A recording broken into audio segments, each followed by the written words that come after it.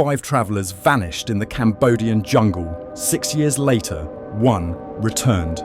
Imagine this. 6 years of your life are gone. No memory, no past, no name.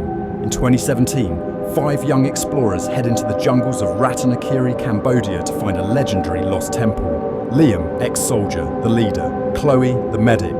Ben, the tech guy with GPS and satellite phones. Maya, the historian who found the legend. Ethan, the filmmaker, there to document their triumph. They prepare like pros. Maps, filters, food, flares, sat phone, everything. They send messages for 3 days. We're fine. On schedule. The jungle is insane. Then the last text from Ben. Signal weak, dropping into low ground. Next contact in 2-3 days. After that, total silence. Families panic. Cambodia sends soldiers. Volunteers join in. Helicopters sweep the jungle. Ground teams hack through green hell. Heat, snakes, swamps, zero visibility. 12 days later, they find the team's last camp. Tents still up. Fire cold. Dishes lying around. Empty sleeping bags. Personal stuff is there.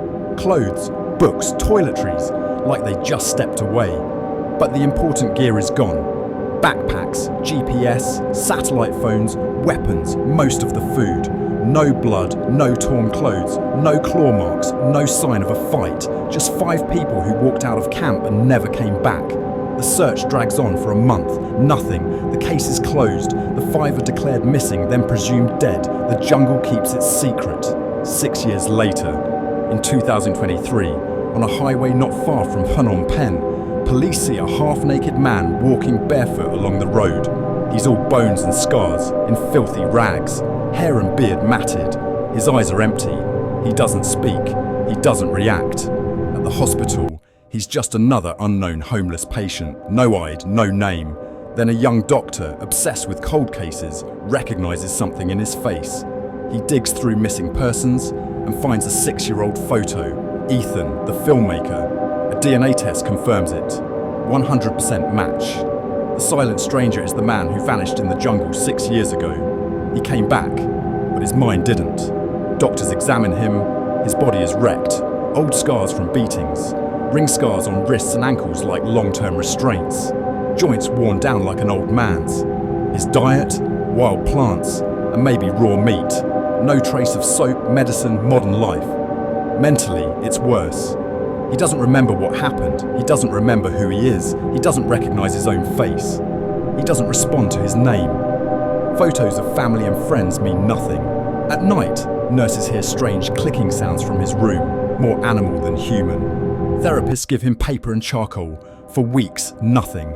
Then slowly, he begins to draw the same thing over and over. A river that forks. A mountain with a crooked slope. Dots like trees or rocks. A cross in the center. It's a map. Investigators overlay it with satellite images of Ratanakiri and find a perfect match. An isolated valley surrounded by cliffs, marked impassable during the original search. More clues stack up. His terrifying reaction to the call of a rare hornbill that only lives in that exact region. Spores and pollen on his clothes that come from plants found only on those high limestone cliffs. Everything points to that hidden valley. A new mission is launched. Not rescue, recovery. Cambodian Special Forces, an investigator, a doctor, and a tribal guide hike for days to reach the narrow crack in the rock that leads inside. The moment they enter, the jungle goes quiet. No roaring insect chorus, just heavy, suffocating silence. They follow a dark river and find traps of vines and sharpened bamboo, proof someone defended this place. Then they reach a clearing, abandoned huts of branches and clay, a dead fire pit. Inside the huts, a food container lid from the expedition, a piece of bright backpack nylon patching a roof, a burned spoon. The missing team lived here, but there are no people. The investigator checks Ethan's map again. The cross isn't at the huts, it's at the base of a cliff nearby. There they find 4 stone-ringed mounds, 4 shallow graves. Inside, human remains and personal items. Liam's brass compass, Maya's crescent moon pendant, items that identify Ben and Chloe. All 4 are dead. The bones tell the story. No bullets, no smashed skulls. Instead, extreme malnutrition, vitamin deficiency, slow disease. They weren't executed. They died over years. Someone kept them alive. Someone buried them. Nearby, faint scratches on rock lead to a vine-covered opening, a cave. Inside, on a bed of skins and leaves, surrounded by scratched symbols, sits an old man in animal hides. Grey hair, wild beard, thin but calm. When soldiers shout at him, he just stares and answers with a soft, guttural clicking sound, the same sound Ethan makes in his sleep.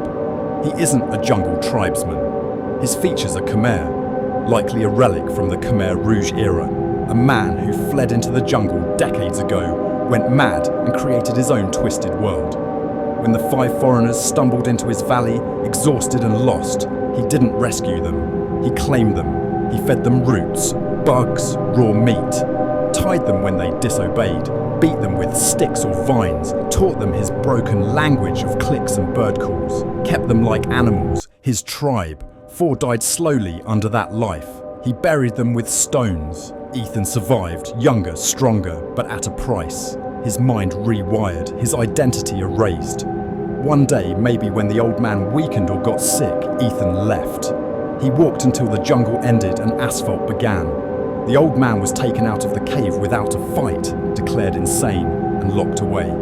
The remains of Liam, Chloe, Ben and Maya went home in coffins. Ethan never spoke again. His memory never returned. He lived in care, calm but hollow, sometimes sitting by a window, staring at trees, making those same quiet clicking sounds. His body escaped the valley, but part of him never did. It stayed behind, in that silent place deep in the Cambodian jungle, where 5 travellers vanished, and only one came back as a ghost in a living body.